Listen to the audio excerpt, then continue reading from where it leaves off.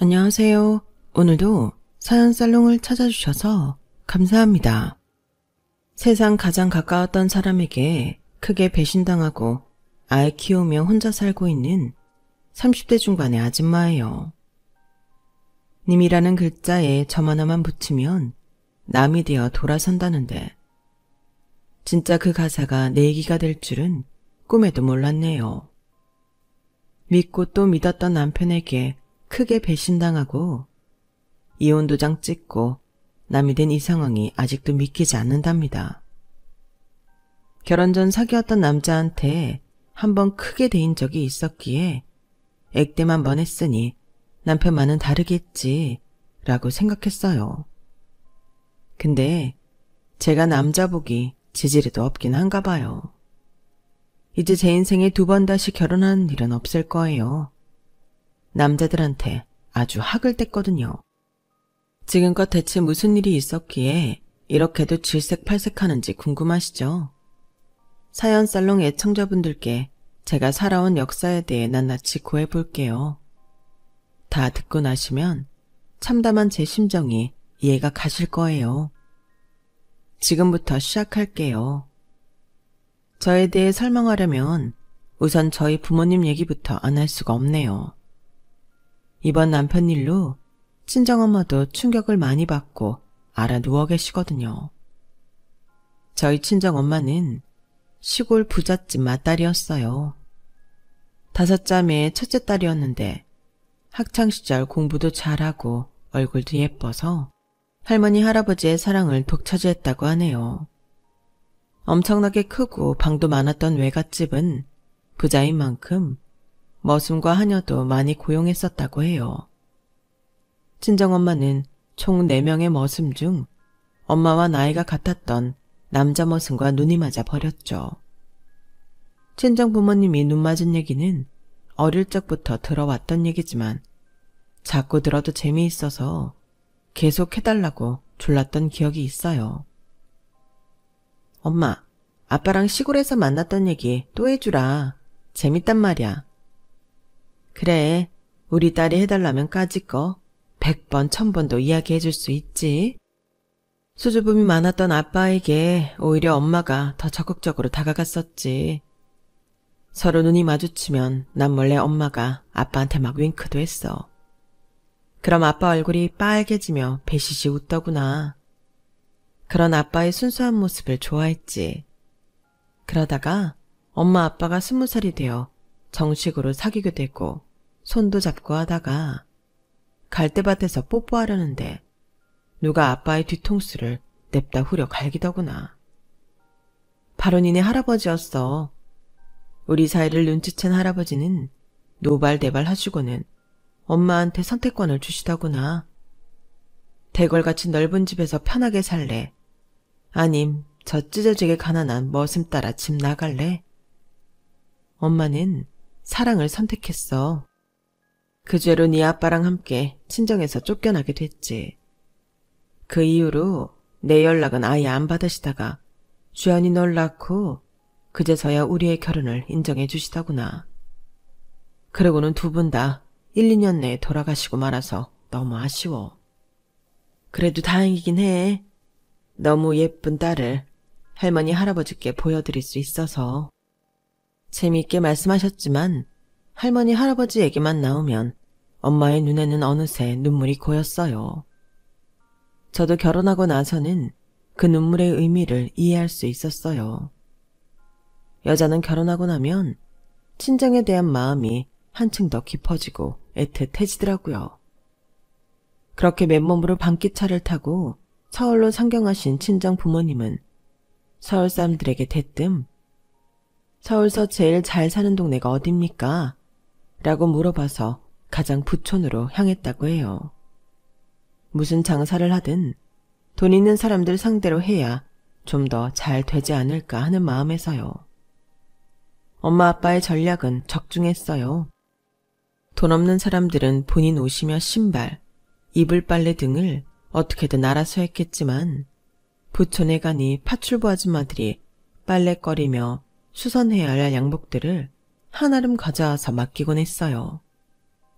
세탁소 기술을 배워 조그맣게 차린 세탁소는 장사가 잘 되었고, 그 덕분에 저희 남매가 태어났을 땐 우리 집이 찢어지게 가난한 정도는 아니었어요. 중산층 수준 정도는 되었죠. 다 성실하신 부모님 덕분이었어요. 물론 초반에는 돈을 모아야 하니 결혼하고 아기를 바로 갖진 않으셨다고 해요. 우리 부모님 세대를 비추어 보니 요즘 젊은 사람들이 결혼을 자꾸 미루는 게 이해가 가더군요. 특히 서울 집값은 완전히 미쳐버렸잖아요. 물가도 하늘 높은 줄 모르고 치솟고 있고요. 아줌마인 저도 장 보는 게 무서울 지경이니까요. 하물며 이제 갓 취업한 젊은 사람들이 서울에 집 한 칸 마련하기란 하늘의 별 따기죠. 부모님 세대가 도와주지 않으면 진짜 고연봉 직장인 빼고는 집 사기 어려운 환경이잖아요. 이런 상황에서 자꾸 빨리 결혼해라, 애 여러 명 낳아라 라고 독촉하는 건 좀 아닌 것 같아요. 기반을 어느 정도 갖추고 결혼하고 아기 낳고 싶은 심정인 걸 어른 세대에서 이해해주면 좋을 것 같네요. 저희 엄마 아빠도 딱 그런 심정으로 아기를 늦게 가졌고 20대에 결혼하셔서 30대 중반쯤 돼서야 첫째 딸인 절 출산하셨어요. 하루 종일 서서 오수선하고 남의 냄새나는 운동하며 이불 빨래 해주는 부모님을 보면서 2살 터울 나는 제 동생과 저는 나름대로 공부를 열심히 했어요. 전 돈을 많이 벌지는 않아도 안정적인 직장을 선호했기에 교대로 진학했죠. 저보다 훨씬 머리가 좋았던 남동생은 그야말로 코피 터져가며 공부하더니 서울대를 들어가더군요. 그날 우리 집은 잔치가 벌어졌죠. 특히 엄마가 눈물을 흘리며 좋아하셨어요. 아이고, 여기 시장 사람들이 세탁소 집 아들 천재 아니냐며 난리다 난리야. 학원이며 과외 한 번 안 받고 우리나라 최고 대학 들어갔다면서 말이야. 교대 들어간 우리 딸내미도 너무 장하고 서울대 들어간 우리 아들도 너무 고맙다. 여보, 그동안 세탁소 하며 고생한 보람이 있네요. 우리가 자식 농사는 아주 잘 지었어요. 좀 무뚝뚝한 저희 아빠도 그날만큼은 표현도 많이 하시고 좋아하셨어요. 다 애들 엄마인 자기가 잘 키워서 그런 거지 뭐. 고맙소. 아무것도 없는 모습인 날 선택하고 여기까지 따라와줘서. 부잣집 첫째 딸이 나 같은 가난뱅이랑 결혼해서 찢어지게 고생만 하고 살았으니 내가 미안할 따름이야. 우리 가족은 이렇게 서로에게 따뜻했어요. 이런 엄마 아빠를 보고 자라서 그랬는지 저도 결혼하면 다 이토록 행복하고 따스한 가정을 꾸릴 수 있을 줄만 알았죠. 나중에 모든 가정이 다 행복하지만은 않다는 사실을 깨달았을 땐 너무 늦어버렸지만 말이에요. 서울대학교 학부를 졸업한 남동생은 로스쿨로 진학해서 평소 본인의 꿈이었던 검사에 임용되었어요. 이때도 서울대에 합격했을 때 기뻐했던 것처럼 우리 가족은 너무 행복해했죠. 그 시기와 겹쳐서 부모님께서 세탁소를 운영하시며 번 돈과 집을 판 돈을 합쳐 아주 조그만 건물을 살 수 있었어요. 우리 가족은 맨 위층 주인 세대에 살며 월세도 받을 수 있었고요. 이로써 목숨같이 사수하던 세탁소 일을 조금 더 여유롭게 할 수 있었죠. 너무 작아서 꼬마 빌딩이라 칭하기도 민망할 지경이지만 어쨌든 부모님께서 드디어 건물주가 되신 거니까요. 요즘 조물주 위에 건물주라는 말도 있고 월세가 불로소득이라고 말하지만 100% 맞는 말은 아닌 것 같아요. 아주 조그만 건물을 대출 왕창 끼고 사게 되기까지 저희 부모님은 엄청나게 고생하셨기 때문이죠. 어쨌든 제 나이 20대 후반이 되자 하나 둘 선짜리도 들어오기 시작하더군요. 교사라는 안정적인 직업이 메리트로 작용했나 봐요. 하지만 웬일인지 눈에 차는 남자가 없더라고요. 스펙 좋은 남자들은 몇몇 있었지만 단순히 조건만 보고 서둘러서 결혼하고 싶진 않았죠. 그러다가 제가 근무하던 학교에 한 기간제 남교사가 들어왔어요. 평소에 남자 얼굴은 안 본다고 자부하고 있었는데 요즘으로 따지면 거의 차은우급의 초특급 꽃미남이 배시시 웃으며 제게 인사하자 저도 덩달아 같이 웃게 되더군요. 안녕하세요. 잘 부탁드립니다. 감순철이라고 합니다. 성이 좀 특이하죠? 다른 선생님들께는 다 인사드렸는데 제가 설주연 선생님께는 인사드릴 기회가 없었네요. 제가 아이들을 너무 좋아하고 자격증도 있다 보니 학교 일을 경험해보고 싶어서 이렇게 기간제 일을 잠깐 하게 되었습니다. 얘기로만 들었는데 정말 미인이시네요. 교사 안 하셨으면 모델 하셔도 될 뻔했어요. 저보다 더 예쁘게 생긴 꽃미남이 제게 웃으면 미인이라고 얘기하자 뭔가 마음이 콩닥콩닥 하더군요. 제가 그동안 친구들한테 남자 얼굴 따지지 말라고 강하게 주장했었는데 잘생긴 사람 앞에선 장사 없나 봐요. 그 남자가 제 곁에만 있으면 마음이 더욱 설레었던 점은 감순철 이 사람이 제가 물어보지도 않은 본인 신상을 자꾸 줄줄이 말한다는 거였어요. 이 사람이 나랑 친해지고 싶은 건가? 왜 물어보지도 않은 자기 집안 얘기, 재력 얘기를 마구 쏟아내지? 에이, 이런들 어떠하리 저런들 어떠하리. 얼굴이 이리도 잘생겼는데 돈까지 많은 집안 아들이라니. 만일 나랑 사귀게 되면 땡큐지 뭐. 그렇게만 생각하고 있었는데 이 남자가 어느 날부터인가 제게 대놓고 호감을 표하더군요. 저도 못 이기는 척 마음을 오픈했죠. 설주연 선생님, 제 차로 댁까지 모셔다 드리고 싶은데 괜찮으실까요? 아, 네. 저야 좋죠 뭐. 부끄럽게도 제가 아직 운전을 못해서 지하철로 다니고 있었는데 요즘 워낙 더워서 지하철 오르고 내리고 하는 게 힘들더라고요. 그렇게 그와 퇴근을 함께 했는데 그의 차는 벤츠 클래스 중에서도 아주 고급인 차더군요. 잘은 모르지만 정말 좋은 차였어요.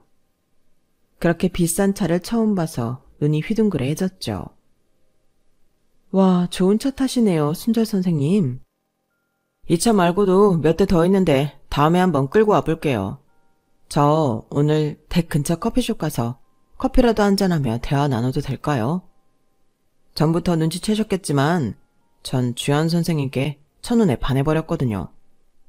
막상 말하고 나니 쑥스럽네요. 제 마음은 또 콩닥이기 시작했고 우린 저희 집 근처 커피숍에 가서 그 집 문이 닫을 때까지 얘기를 했어요. 저도 우리 가족들 얘기며 제 살아온 얘기를 가감없이 다 털어놓았고 그 남자도 본인 배경을 다 알려줬고요. 그 남자 부모님은 대대로 학교 재단을 소유하고 있었고 동시에 부동산 투자 사업 등 여러 사업을 운영하고 있더군요. 서울 여기저기에 아주 큰 빌딩 몇 채를 갖고 있고 이 남자 또한 거의 취미로 이 일 저 일 해보고 있는 중이라 했어요. 완전히 저 세상 사람들 얘기 같아서 들으면서 굉장히 흥미진진했는데 이 남자가 대화 말미에 저에게 프로포즈를 하더군요. 그래서 말인데요. 주연 선생님, 저랑 언제 결혼하실 거예요? 저는 벙쪄서 한동안 아무 대답도 못하고 어버버거렸어요. 결혼이요? 우리 지금 이렇게 길게 대화 나누는 건 처음인데 갑자기 결혼이냐뇨. 너무 갑작스러워서 무슨 말을 해야 할지. 내가 주연 선생님을 처음 보고 완전히 꽂혀버린 것도 되게 급작스러운 일이었어요. 그 후로 왠지 우린 결혼할 것 같은 필링이 강하게 들더군요. 제 예감은 한 번도 틀린 적이 없어요. 우린 반드시 결혼하게 될 거예요. 제 배경 집안 조건 다 괜찮잖아요? 물론 주연 씨도 남동생이 검사고 부모님도 조그만 건물 갖고 계시고 조건 다 괜찮고요.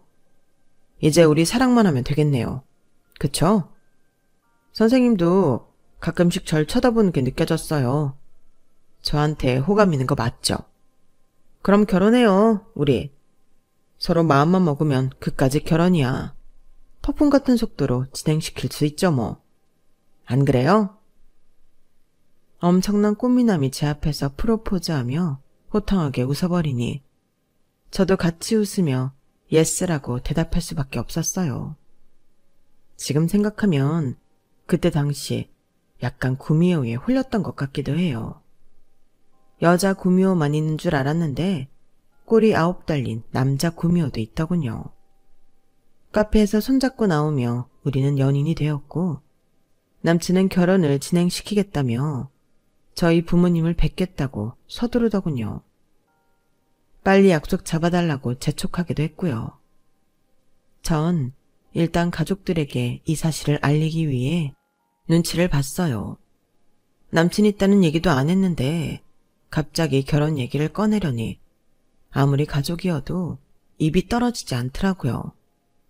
어색하기도 했고요. 우리 오랜만에 가족회의 좀 합시다. 엄마, 아빠, 주혁이 다들 시간 되지? 응? 누나 무슨 일인데? 왜 이렇게 분위기를 잡아? 무슨 큰일이라도 있는 거야?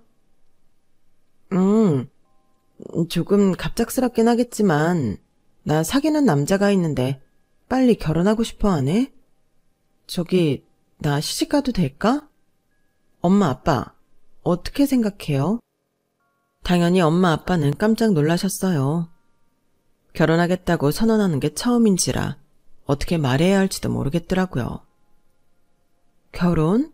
좀 뜬금없긴 하지만 엄마도 우리 딸이 나이 더 먹고 시집가는 건 원치 않아. 근데 뭐 하는 사람인데? 괜찮은 남자인 거야? 미국에서 사업을 크게 하는 집안이고 이 사람은 아이들을 워낙 좋아해서 나중에 학생들 관련 사업을 해보고 싶어 해. 마침 한국 교사 자격증도 있고 해서 기간제 교사로 잠깐 한국에서 일하고 나랑 눈이 맞았지 뭐. 아유, 참 쑥스럽네. 가족 앞에서 이런 얘기를 꺼내는 게.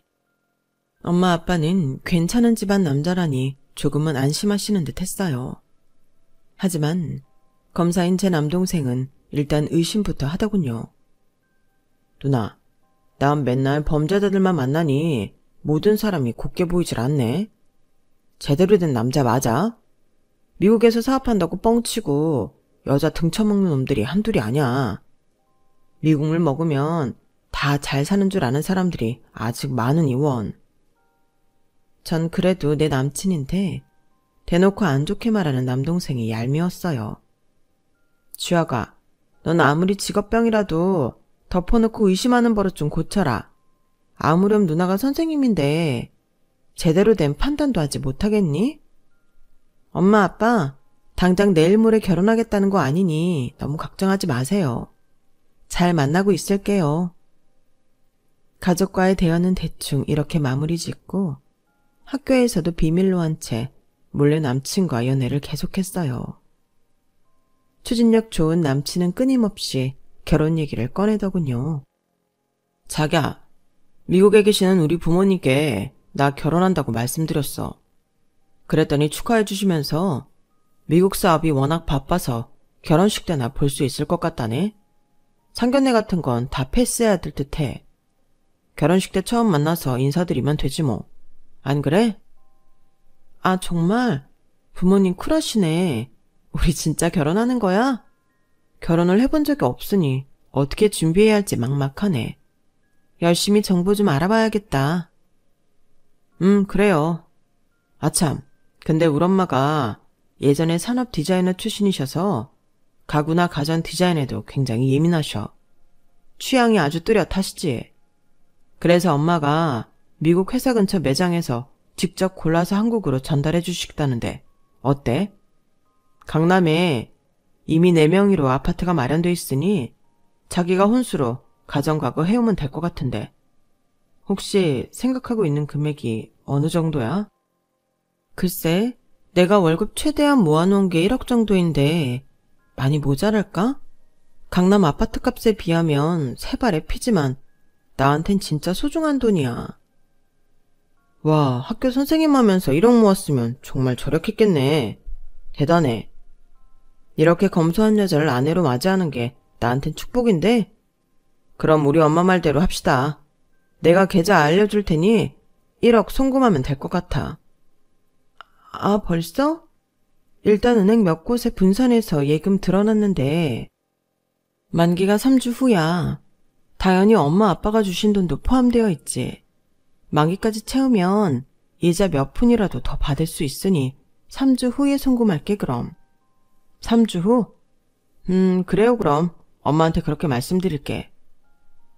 전 신부가 되는 꿈을 꾸며 결혼 준비를 하나 둘 해나가고 있었어요. 학교에서 함께 근무하던 동료들도 제가 뭔가 상기돼 있다는 걸 눈치채더군요.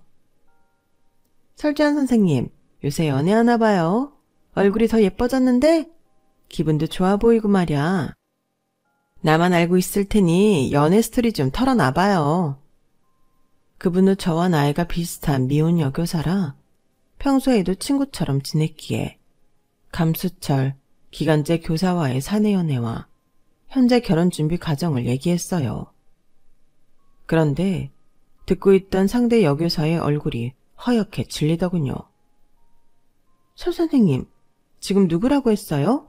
감순철 교사요? 우리 학교 기간제 그 남자 교사 말하는 거예요?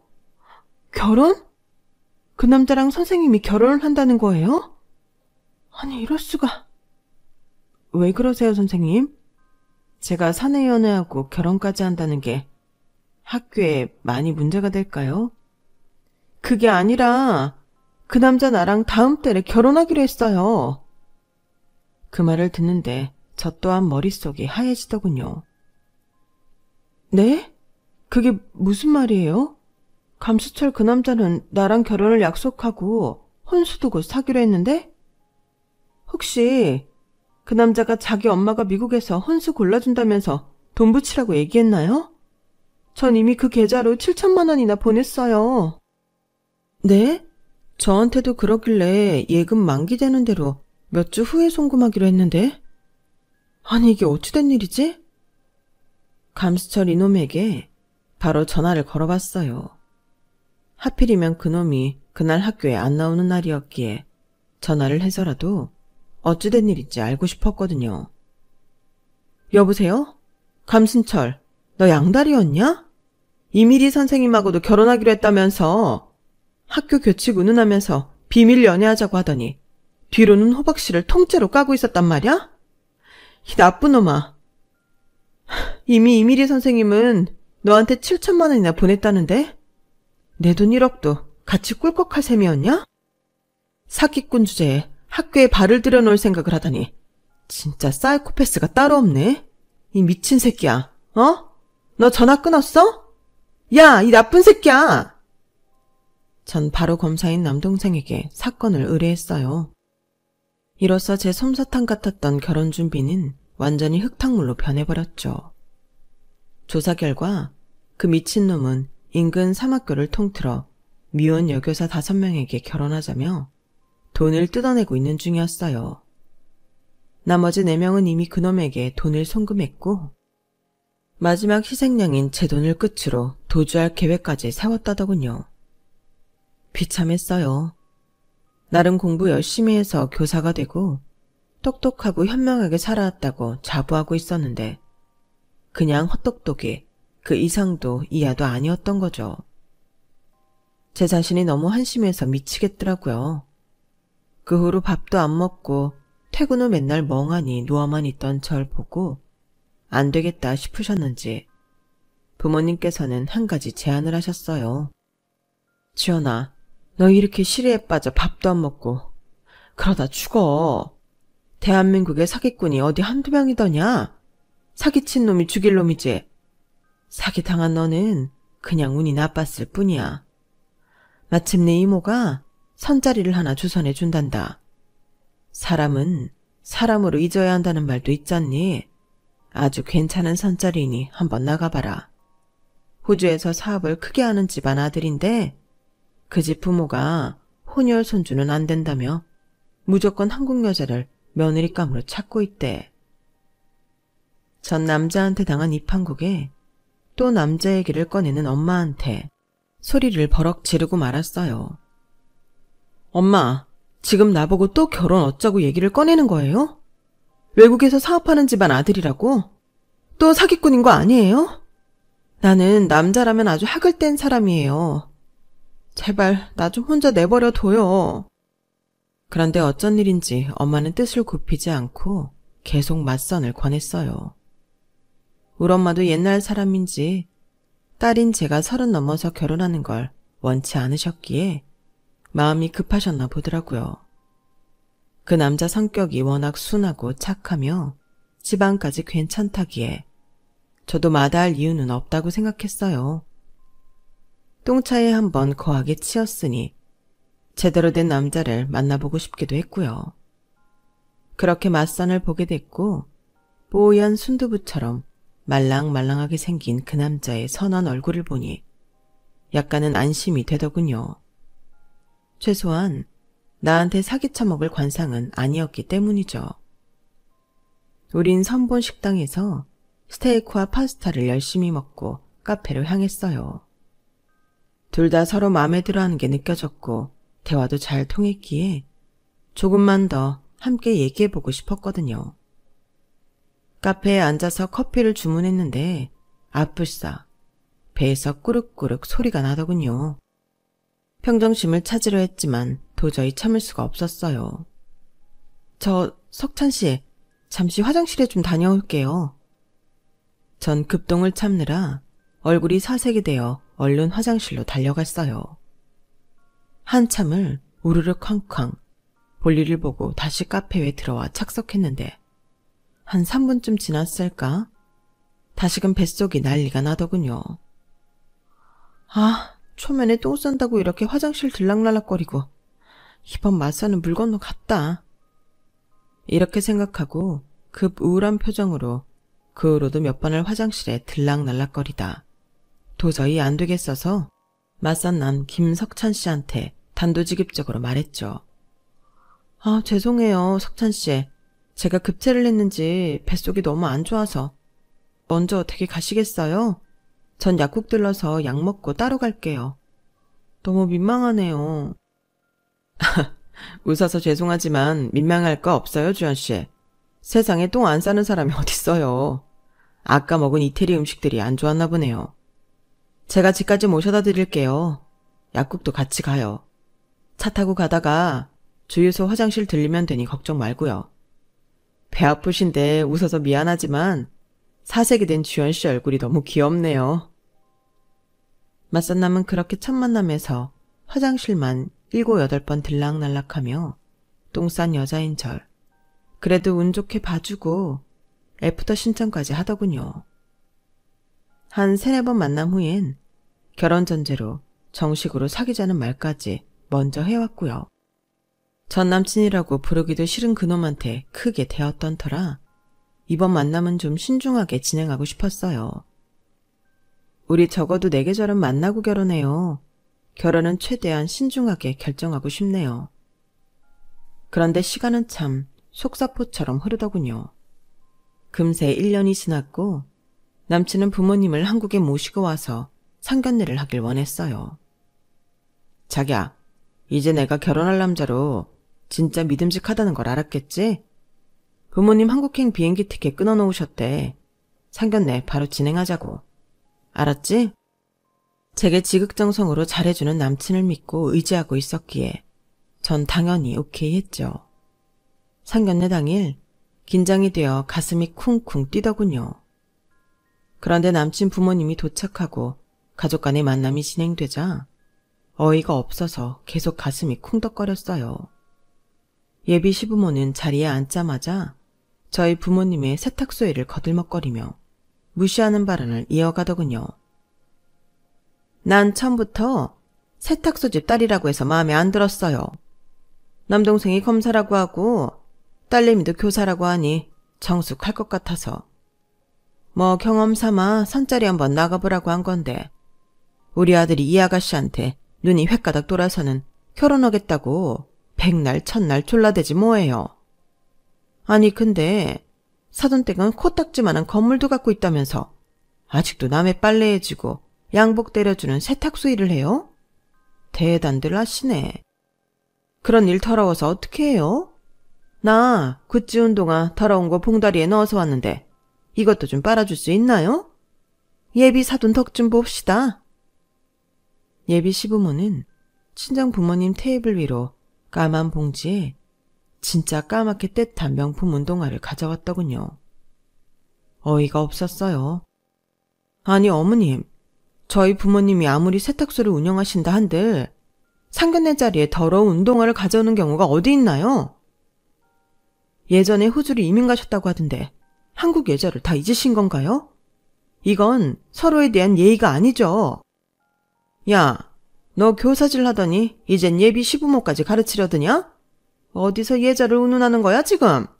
이런 싸가지 없는 며느리랑 꼭 결혼을 해야 하는 거냐 아들아? 지금 비행기 시간도 가까웠는데 그만 일어납시다 여보. 그렇게 상견례 자리는 안 좋게 파토나고 말았어요. 싸가지 없는 예비 시부모를 보니 남친마저 안 좋게 보이더군요.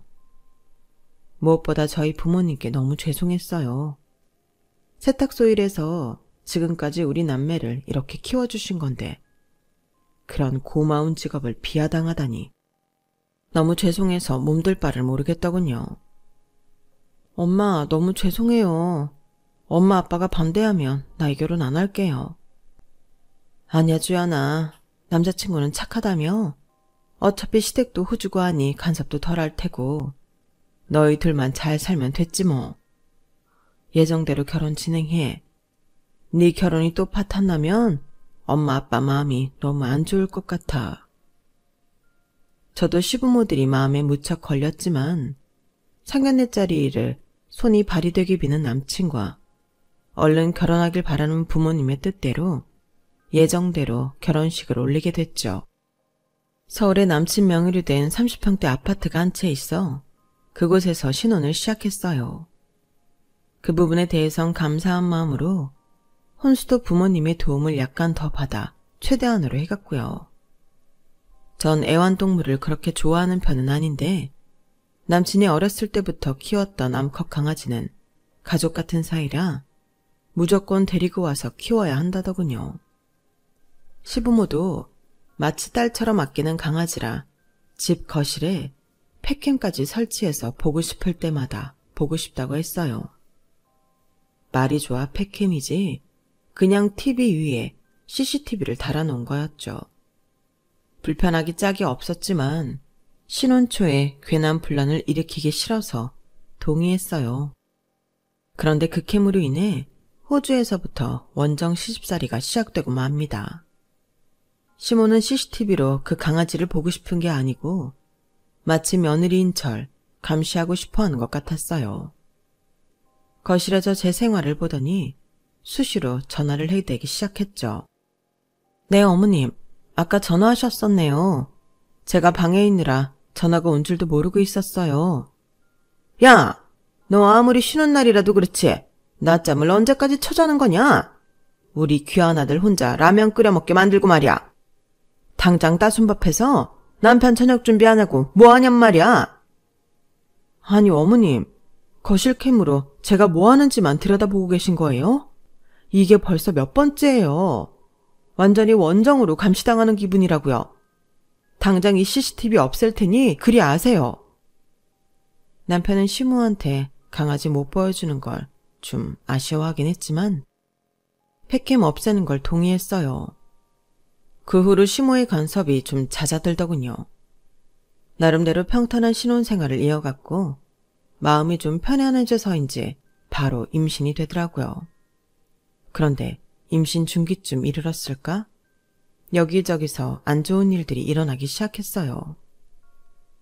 신혼 1년만 생활비를 줬고 그 다음부터 남편이 아예 생활비 줄 생각을 안 하더군요. 외국계 회사에 다니며 나름 연봉도 셌던 남편이 돈에 인색해지자 남편을 추궁해봤어요. 돌아오는 건 싸늘한 대답뿐이었죠. 미안해. 근데 너도 돈 벌잖아. 곧 아기를 낳긴 하지만 외국 여자들은 산후조리도 없이 애 낳고 바로 일하더를 나가던데. 너도 그렇게 해서라도 돈을 벌었으면 좋겠어. 선생이라는 게 그리 힘들진 않잖아? 남편은 결혼한 지 1년쯤 지나자 완전히 딴 사람으로 변해 있었어요. 내 뱃속의 아기한텐 너무 미안하지만 이 아이만 없었어도 당장 이혼했겠다 싶을 정도로 정내미가 떨어지더군요. 스윗하고 다정한 착한 남자는 온데간데 없고 무뚝뚝하고 돈에 인색한 남자로 변해 있었어요. 정신 차려보니 자존심만 엄청 센 꼰대 남자와 살고 있더군요. 이미 만삭이었고 엄마인 제가 스트레스를 받지 않기 위해서라도 좋은 쪽으로 생각하려 했죠. 언제부터인가는 시부모와 연락도 잘 안 되었고 오히려 시댁 스트레스 안 받아서 좋다고 생각했어요. 시부모의 사업을 미래에 물려받기 위해 외국계 기업에서 경영에 관해 배우며 일하던 남편이 갑자기 자기 사업을 꾸리겠다며 폭탄 선언을 하더군요. 아니, 요즘 같은 코로나 시국에 웬 사업? 다들 하고 있던 사업도 접는 판국에 잘 다니던 외국계 기업을 때려치고 나왔다고? 당신 미쳤어? 어차피 나중에 시부모님 사업 물려받을 텐데 벌써부터 난리야. 그러니까 더더욱 내 사업을 스스로 일구는 경험을 해봐야지. 말 나와서 말인데 나 사업자금 좀 대주라. 모아놓은 돈 얼마 있어? 뭐? 내 배가 만삭인 상황에 무슨 돈을 달라는 거야? 요즘 당신 생활비도 안 주고 있잖아. 나 돈 없어. 어머님 아버님께 부탁드려서 사업자금 타내든지 말든지 마음대로 해. 남편의 폭탄 발언에 심란해 하던 중 더더욱 큰 사건이 제게 발생하고 말았어요. 평소에도 폐가 안 좋던 친정아빠가 코로나로 갑작스레 돌아가신 거였죠. 청천벽력 같은 소식이었어요. 그렇게 조심을 했건만 몹쓸 바이러스가 너무너무 원망스러웠죠. 아빠는 코로나로 인해 장례식도 제대로 못 치르고 하늘나라로 가셨어요. 가족들끼리 집에 모여 울고 또 울었죠. 그때도 남편은 코빼기도 비치지 않았어요. 아무리 전화와 카톡을 해도 다 씹더군요. 하필이면 그때 진통이 왔고 119를 타고 병원에 실려가 아기를 출산하게 되었어요. 그제서야 남편에게서 전화 한 통이 걸려왔어요. 야, 이 미친놈아, 네 애기를 낳았는데 아빠인 네가 코빼기도 안 비친다는 게 말이 되냐? 우리 엄마가 산후조리 다 해주고 있다, 이놈아. 나 사업 시작해서 바쁜 거 알면서 그래. 다른 여자들은 다 순풍순풍 낳는 애기 뭐 얼굴이 특별하다고 난리야. 나중에 가볼게. 어차피 코로나로 한 명밖에 면회 안 되잖아. 끊어. 그 전화통화를 옆에서 듣던 엄마는 제게 울면서 사과하셨어요. 미안하다 우리 딸. 내가 이런 망나니 같은 놈인 줄 모르고 결혼하라고 재촉했구나. 그 애미를 보면 그 자식을 안다고. 사귀는 때부터 촉이 안 좋긴 했는데 그 싸가지 피가 어디 가겠니? 우리 딸 불쌍해서 어떡해. 전 친정엄마를 봐서라도 씩씩하게 이겨내야겠다고 다짐했어요. 1, 2년 후쯤 친정엄마의 칠순이 다가오는데 마침 코로나도 좀 잠잠해지고 해서 엄마의 칠순잔치는 좀 성대하게 치러드리고 싶었어요. 100년 내려갈 줄만 알았던 엄마의 반쪽. 아빠가 갑자기 돌아가셔서 엄마가 너무 외롭게 느껴졌거든요. 남동생과 상의하여 가족 친지들을 모두 초대하기로 했죠. 가정에 소홀하고 밖으로만 돌던 남편이 어쩐 일인지 장모의 칠순잔치에는 양복을 쫙 빼입고 나타났더군요. 남편한테 이런 모습이 있었나 싶을 정도로 친척들한테 예의 바르게 행동하며 신뢰를 주더군요. 무슨 말을 굉장히 심도 있게 하길래 옆에 들어보니 투자권이었어요. 제가 남편을 만류했지만 아랑곳 않고 권유를 계속하더군요. 꼭 장모님 칠순잔치에 와서 그런 얘기를 꺼내야겠어? 제발 그만 좀 해. 왜 자꾸 말리는 거야? 우리 부모님 호주에서 사업 크게 하시는데 이번에 아주 좋은 기회가 있다고 해서 권유해드리는 거야. 친척 어른들한테 돈 벌 기회를 드리는 건데 왜 방해야? 나중에 알고 보니 그날 모은 투자금만 2억이라더군요.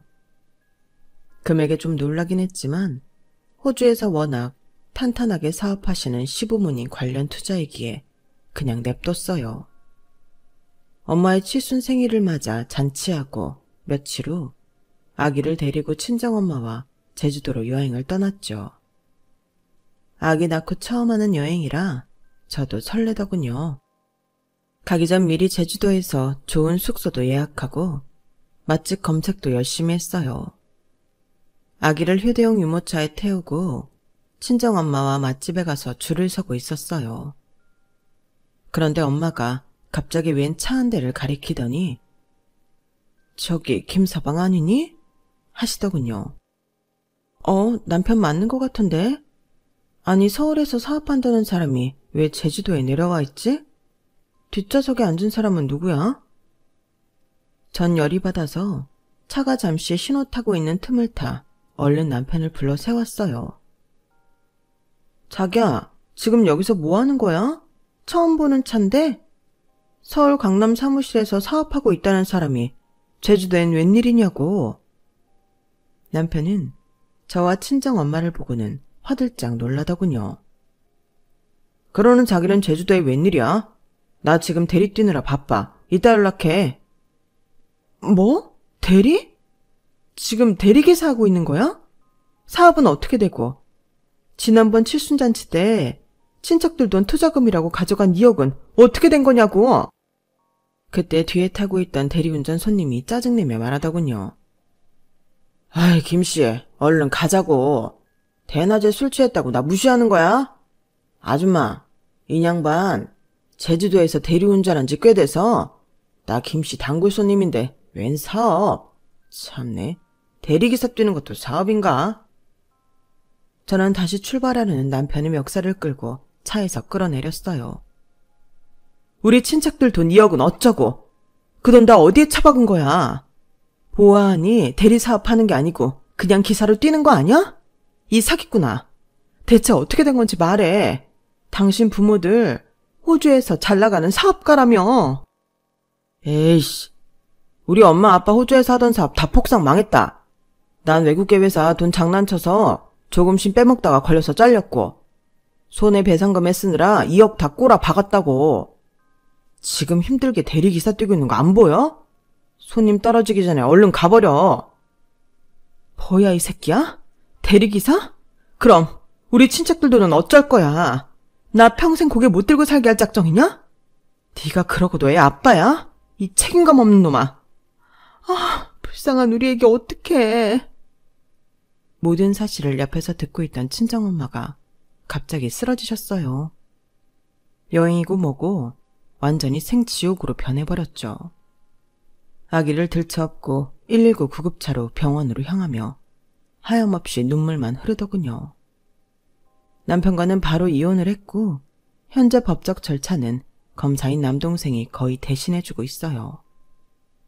패닉이 된 친정엄마와 저는 마음고생으로 살이 쭉쭉 빠져 완전히 좀비처럼 변해버렸죠. 참으로 기구한 인생이죠. 전 남자와 인연이 없나 봐요. 남자만 만나면 인생이 이렇게 엉망진창으로 변해버리니까요. 앞으로 재혼 안 하고 우리 딸 잘 키우며 살 거예요. 남자라면 완전히 학을 뗐네요. 그래도 다시금 힘을 내서 잘 살아야겠지요. 엄마는 강하니까요. 요즘 다시 복직하여 일만 열심히 하며 살고 있답니다. 마음이 어지러울 때 뭔가에 집중하면 그나마 고통이 덜하더라고요. 그놈은 현재 남동생 덕에 친척들 돈을 착실히 갚고 있어요. 저 때문에 더 이상 동생도 피해보지 않도록 더 신중히 살겠습니다. 지금까지 저의 기구한 인생을 함께 해주셔서 감사드립니다. 함께 해주신 분들의 삶이 즐겁고 행복하길 진심으로 바랍니다. 여러분, 사연 댓글에 응원과 현명한 조언 부탁드려요. 좋아요와 구독은 저에게 큰 힘이 됩니다. 오늘도 좋은 일 가득하세요.